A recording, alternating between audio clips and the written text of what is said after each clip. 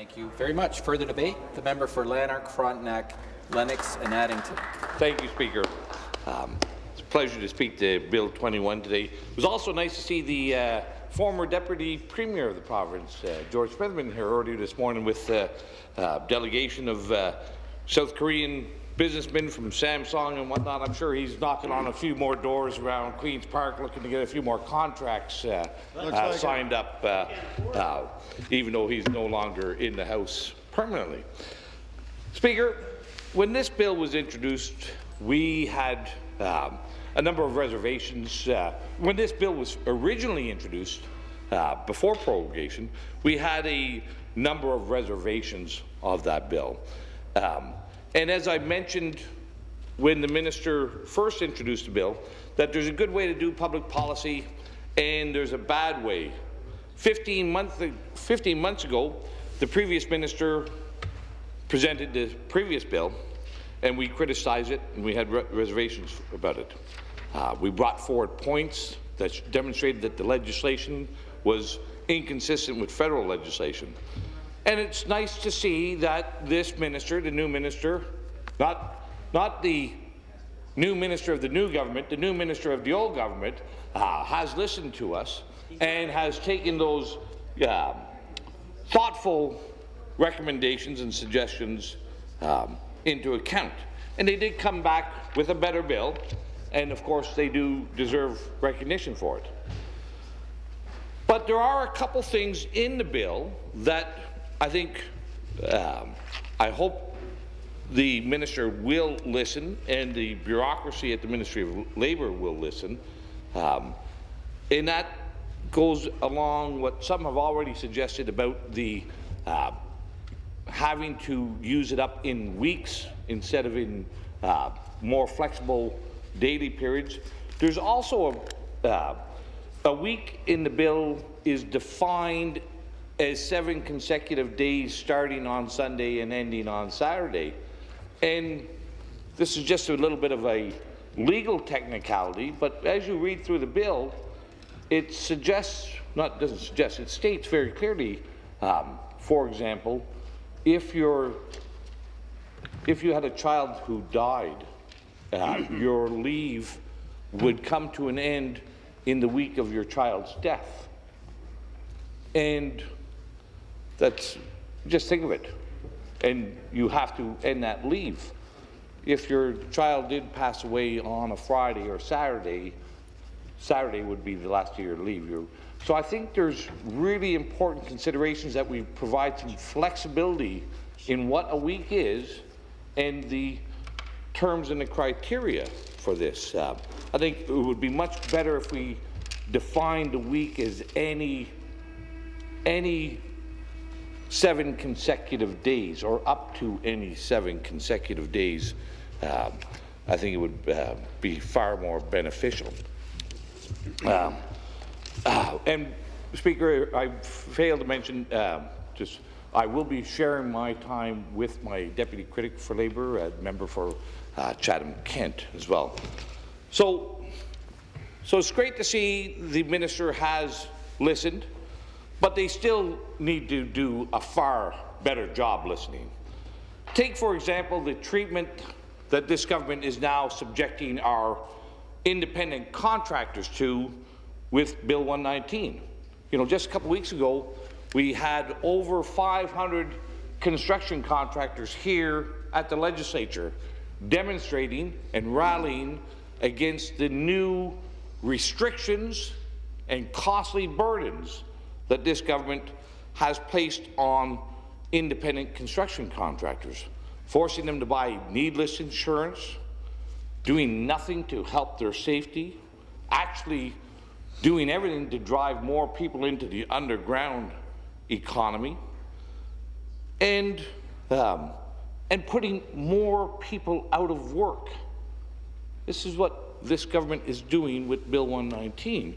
And even though the minister spoke very clearly in Bill 21 that they recognize that jobs and skilled jobs are exceptionally, fundamentally important, and he suggests that Bill 21 will help this. But at the same time, Bill 119 is destroying jobs, destroying independent contractors. And at that time, I gave the example of a young contractor from Hamilton. He was a young fellow, 25, married, has a 6-month-old daughter, and he now has to choose between saving for his child and his family's future, their education and their well-being, or to purchase unnecessary, useless, redundant, costly WSIB insurance. So I do hope the minister can take a few moments out of his busy schedule and actually look out the windows when there's hundreds of contractors demonstrating and think of them and think of the people who work hard and pay the bills and help to contribute to the social safety net that we all think is so important in this province. Speaker, insurance, that was WSIB. Bill 119 is about insurance, and of course Bill 21 is insurance as well, you know. And like the member for Beaches mentioned, the 8-week family caregiver portion is not part of the EI. The other components are, and this bill now comes more in line and more consistent with the federal legislation. Insurance is what's supposed to cover us in events like family illnesses or tragedies. And our workplace insurance is failing our workers and our contractors throughout the province. That's why we on this side of the House, in both our white papers and in our private members' bills, we've introduced a bill that not only would repeal those onerous conditions of Bill 119, but also to free up the marketplace and to end the monstrous monopoly, exclusive monopoly of workplace insurance by the WSIB, and allow private sector insurers to compete and to provide workplace insurance at a competitive price and provide value to the people who would be obliged to buy insurance. And of course, we know that WSIB, whenever you get any monopoly, costs go up, service goes down, and WSIB is no exception. We see them now with a $14 billion unfunded liability, and there are those in the Liberal Party that would like to actually change the rules that would increase it up to $18 billion. I was actually speaking to one fella the other day, Roger Tickner, who's a renowned safety expert in the province on insurance, and he was telling me about how in 1984 he attended a WSIB meeting with WSIB Ministry of Labour at the time, and they said they are going to get that unfunded liability wrestled and under control, and that was in 1984, and they were going to do it quickly and soon. And of course, that's only about 30 years ago. And what has it done? But grown and grown and grown. You know. So, and that, you know, of course, the minister is right. You know, that has been over all parties. It was parties on this side of the House, third party, and the Liberals. And that unfunded liability has continued to increase and increase. But that is, I see the member from Hamilton, Stony Creek, and the minister are having quite an interchange here about blaming each other. But listen, how can you blame each other? We're all to blame for creating exclusive monopolies and allowing them to remain in force. So it's not a case of just pointing our fingers. It's a case of looking in the mirror and saying, let's fix things. Private insurance. Speaker, there's a real financial fiasco, debt and deficit debacle, and jobs crisis in this province. And the party opposite, the government, seems intent to continue. They don't really listen to the winds of change that are about. Their policies that continue to kill Ontario's jobs. You know, it was also two weeks ago, the Minister of Labour spoke in the House regarding the repetitive stress injury day. And I spoke that day as well. And I spoke about how our rules actually prevent us from progressing that day. You know, and this was the story of, I had a injury to my wrist that was aggravated. I'm an electrician at the time, member of the IBEW, the International Brotherhood of Electrical Workers. I know the member for Stony Creek would like to hear that. I like that. But anyway, at the time, whenever I used a screwdriver, this repetitive action aggravated the injury. And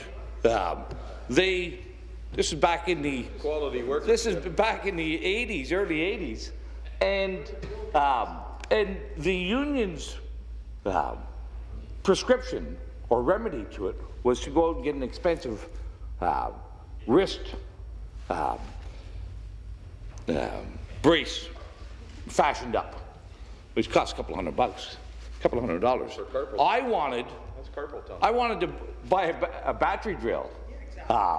But the union, it wasn't on the prescribed union tool list at the time, and they prevented me from using a battery drill. That would be too productive and prevent the injury. But they didn't. But they wouldn't do it. So spend a couple $100 instead of actually addressing the problem. Though it's reasons like that, it's laws and rules and regulations like that, Speaker, why we've lost over 300,000 manufacturing jobs in this province since the McGuinty-Wynne government took power. Wow. And of course, they continue to kowtow with every union boss who comes to Queen's Park. I saw that last 2 weeks ago they were having a good chat fest with our friends from the Working Families Coalition who came into Queen's Park. So, but I do hope the minister does look at changing that, what a week is in the legal definition of the bill. I hope they do look at providing some latitude. That's going to be our position when we get to committees. And I do hope that they take those considerations with good intent. And I also do hope that the minister starts looking at insurance and workplace insurance in a broader sense in this province. And also looking to make some of those changes to our labour laws, as he mentioned, that he felt are so important that we need to make sure that our skilled trades and our labour force grows instead of its diminishing and shrinking role that it has had under this Liberal government. You know, things like the closed tendering that just happened, another closed tendering contract with the City of Kingston. All non-union contractors will be excluded from doing any work in municipal work in the City of Kingston, just like what happened to the City of Hamilton a number of years ago when the Carpenters Union certified those guys. Those are things that, and we also saw it with the TDSB here, Toronto District School Board, closed tendering, where we saw those outrageous examples of $150 to install a pencil sharpener or $3,000 to install a receptacle.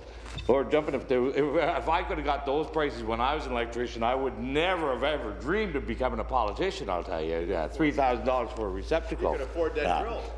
I could have afforded more than just that drill. Could have had the drill and the brace. At $3,000, one receptacle a day, a week would have been pretty bloody good work. So I do hope the minister will take a look at that legislation and start providing some flexibility and options, and be not so prescribed and regimented. You know, our labor and our work is really truly is our most fundamental of human rights. And this Liberal government denies so many of us that fundamental human right of our labours. Workers want a choice whether they're to be part of a union or not to be part of a union. And I think it's time that we bring our legislation in line with the rest of the civilized Western democratic worlds. You know, there's only one nation out of 47 in the European bloc that has labor legislation like ours. The Soviet satellite of the time, Belarus, still has legislation that is much like ours. All other Western European democracies allow workers a choice to be a member of a union or not. Allow workers to choose whether they're going to be represented by a collective bargaining unit or to be included in the union. We don't. In this country, in this province, we don't allow people to have the choice. The freedom of association is denied and deprived to all of our workers. And I think it really is a shame that Ontario's laws are reflective of similar to a Soviet state when it comes to that, as compared to our European members. Yes. Yeah. I know the member from Stony Creek. He loves being called comrade. I don't think so. But I kind of shy away from using that word. You gonna allow that? But study after study have shown that by giving workers a choice to be part of a union or not, drives real wages higher, increases economic growth, and increases employment growth. Those are the things that we need. Those are the things that we need if we want to have those social safety nets. And we shouldn't forget that Ontario's unemployment rate has been higher than the national average for over 6 years. Speaker, the Liberals don't really seem to want to fix the problems at hand. They just want to keep people out of work more than working.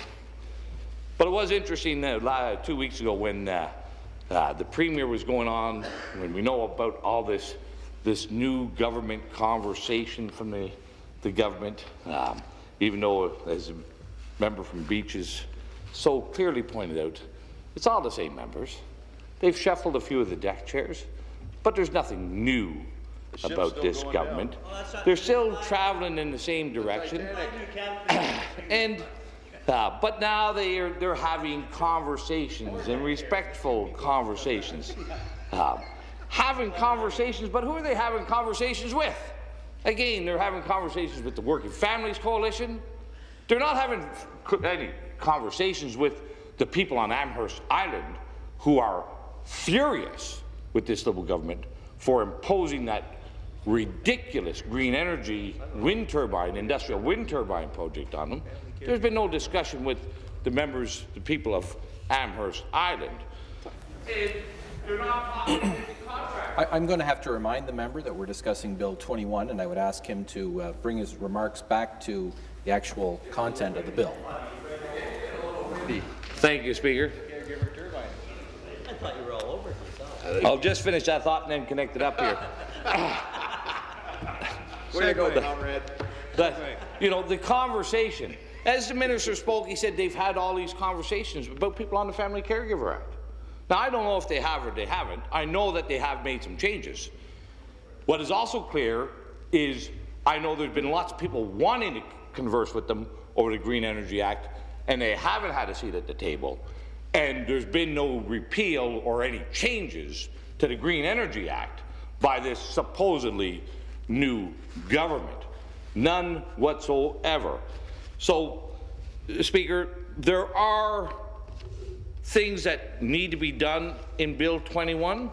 It is great to see that this government has finally, I think this is the first time in my 6 years here, that I've seen a bill advanced by the Liberal government and then die on the order table through prorogation, and then actually come back with changes, fundamental and good changes. I think that's the first that I can recall in 6 years. And maybe the member from Stony Creek can correct me if I'm wrong on that.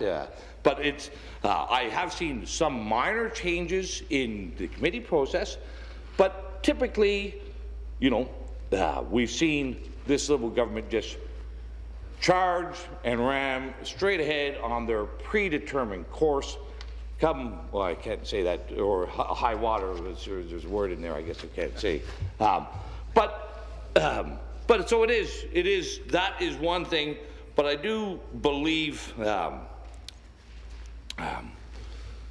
that this bill will hopefully go through a fairly expeditious period of debate, move into committee, and that we make those changes as proposed by ourselves and proposed by the bill. I think I do want to mention one other thing that this transparency is required in these discussions and in these bills. And I think it's important that the Ministry of Labour look at that transparency throughout the whole Labour portfolio, through all their Labour legislation. And they start looking at that, their legislation that ought to be transparent. And like this bill, where they've pulled it back and brought it back to make it more consistent with federal legislation, they do the same thing with our other labor legislation with respect to things like union financial disclosure. We know that that has changed at the federal level as well, and that there's a bill that has passed through the House, Bill 377, I believe is the number, that will make it mandatory for unions to disclose their financial activities. So I do expect that the provincial government will follow suit with union financial disclosures as well, just as they've changed this bill around to make it consistent with the federal legislation and the federal EI Act. You know, I do have to make one other mention. Speaker, I was driving down to Toronto yesterday. I'm away from Lanark, and I took a little detour down Lakeshore Drive near Port Hope. Sounds like an trip. And it was interesting because there's been a lot of discussion in the House recently about gas pipes. I think we've all remember that. But anyway, as I was driving down Lakeshore Drive on my way to Queen's Park, I drove by this place called Wesleyville. Does anybody know about Wesleyville? Yes. It's a beautiful 1,700-acre Lake Ontario waterfront parcel serviced back in the 70s. The Ontario government of the day had spent over $250 million assembling that package. That was a conservative. And building. It was a conservative government, but due to the high cost of oil at the time, they never completed the job. They were going to build a 2,000 megawatt generating station in Wesleyville. Now you can drive by Lakeshore and you can see Wesleyville. And I put pictures up on my Facebook. It has all the signs: do not enter, unauthorized. Conservative plant, yes. And again, this goes back to the earlier discussion about. But here, you know, all this discussion about where to put the gas plants, and I'm glad to see that the House Leader for the Liberals are here, because he's been a great defender of the Liberal gas plant program. Yes. Why don't you go out to Wesleyville? Yeah. House Leader, and take a look at this marvelous package of land and buildings and smokestacks out there where we have, as a province, our taxpayers have paid hundreds of millions of dollars to assemble and build it. It lies dormant and decaying,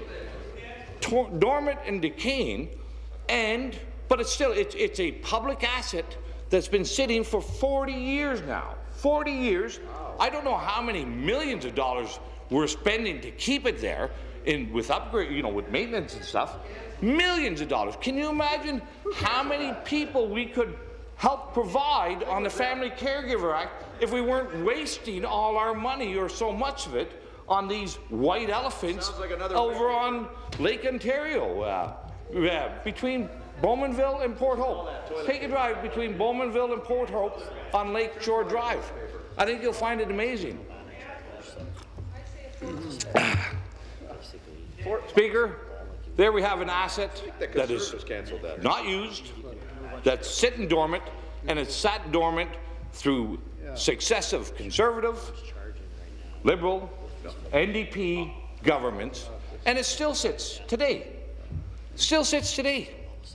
Why don't we realize some value out of that asset? Why don't we realize some value out of it and maybe pay down our deficit, pay down our debt? Maybe, just as a thought or an idea. Or instead of relocating that Oakville gas plant from Oakville up to Napanee, Bath in my area, well, there's a 1,700-acre OPG site that's right in between, right beside the GTA. Wow. Much closer, much cheaper. Be less line loss. I think maybe the government House Leader, in all his interest to defend the government actions, should have taken a drive on a Sunday afternoon to Wesleyville, and maybe he would have been scratching his head saying, that would be a good thing to do. So, You should have told him, Randy. I'm telling him today, he's here today. He doesn't usually like listening, but today I think today he's listening for a change. So, in closing, there's a good way to do public policy, Speaker, and there's a bad way to do public policy. We've seen earlier with the previous minister, Minister Jeffries, how bad public policy can be advanced and how it can be taken over. We've also seen from the government House Leader how bad government public policy can be advanced and defended, and then we can see how good public policy can be done.